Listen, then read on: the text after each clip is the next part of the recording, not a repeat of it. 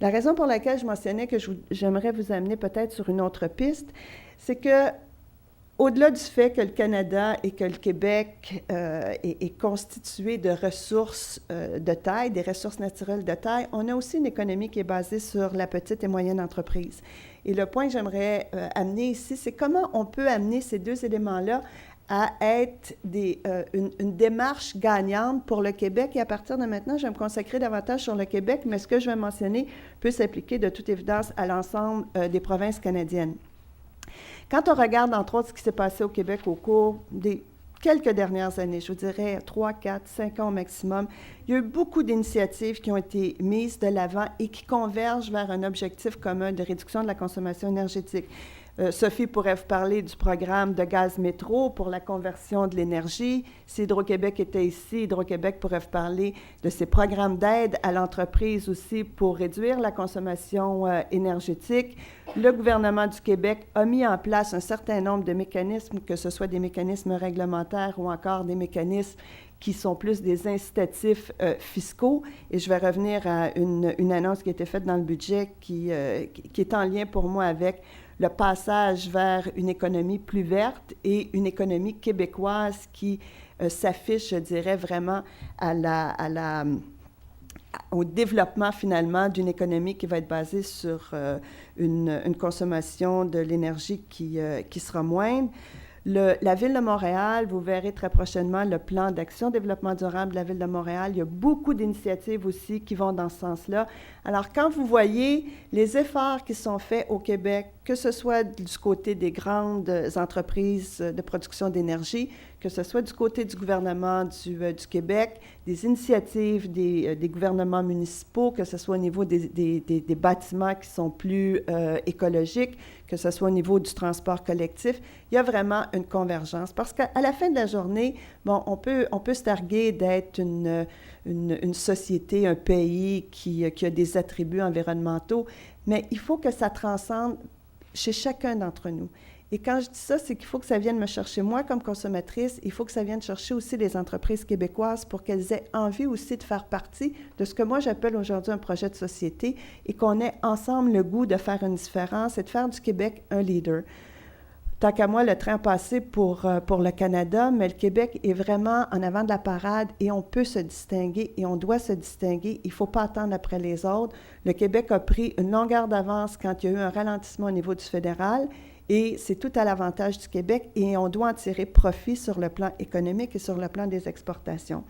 L'exemple que je vais vous donner par rapport à la petite et moyenne entreprise, c'est qu'entre autres, le fédéral et le gouvernement du Québec devraient travailler de plus en plus ensemble, au-delà des deux exemples que j'ai donnés pour Hydro-Québec et Gaz Métro, pour qu'on puisse aider l'entreprise à être plus performante sur le plan énergétique et sur le plan environnemental, parce que pour moi, les deux sont interreliés.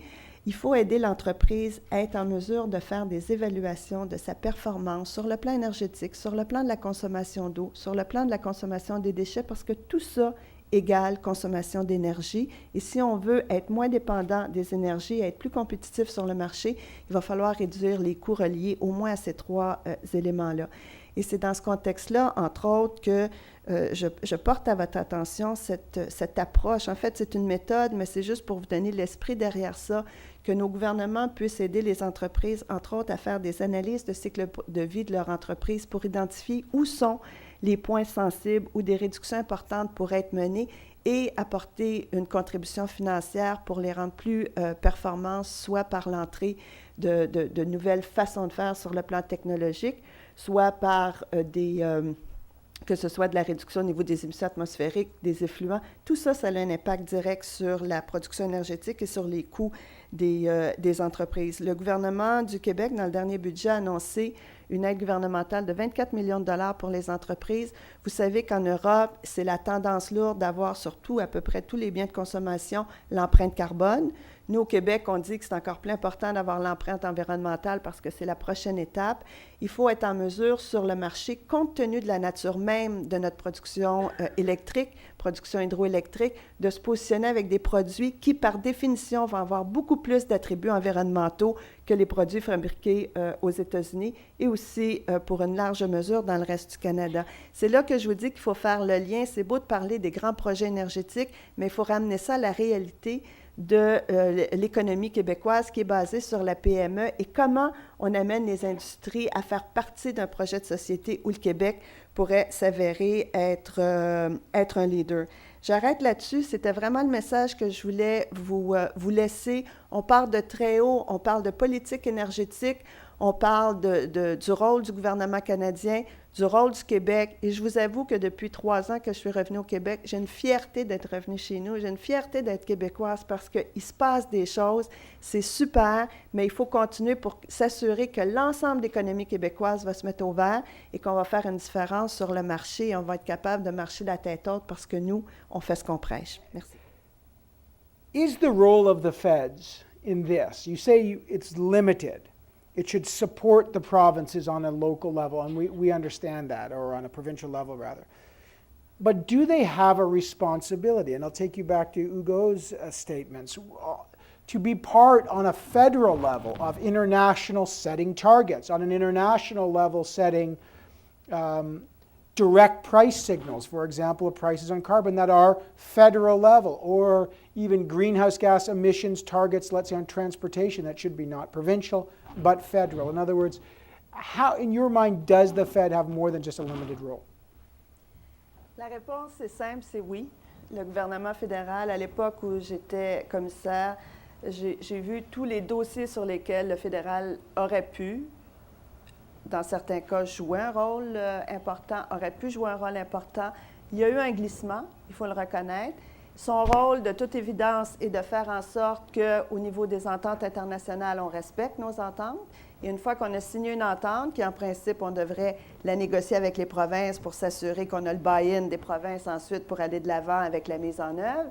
Ça, c'est le rôle du fédéral, le rôle de leadership, donner de l'inspiration. Est-ce que vous me demandez, vous ne me l'avez pas demandé, mais je vais vous dire quand même, est-ce qu'on est rendu là? Non, malheureusement, il y a eu un glissement. Et le rôle du fédéral, au moment où on se parle, c'est de nous permettre, comme Canadiens, quelle que soit la province dans laquelle on évolue, de retrouver finalement notre fierté de Canadiens comme étant des leaders dans le domaine de l'environnement et dans le domaine de l'énergie. Well, and that may be the baseline. I mean, but maybe there's more, but I agree. It takes a very important role.